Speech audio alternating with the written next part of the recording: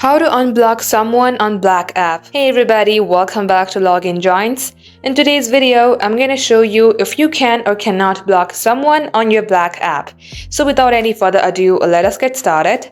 Head over to your Black application. So note that blocking a member is permanent, and once you block a member in your Black app, you may not be able to find them or contact them on that site. You will also no longer see that person in your matches, and all your communication with that member will be deleted. But when you block a phone number or contact, they can still leave a voicemail, but you won't get a notification. Messages that are sent or received won't be delivered. Also, the contact won't get a notification that the call or messages was blocked. So once you decide that you need to block a member in your Black app, there is no going back. That's all for today. Thank you for watching the video till the very end. If it had helped you in any ways, then do like and subscribe. We will be back soon with more tutorials like this. Till then, hit the subscribe button. We will catch you up soon.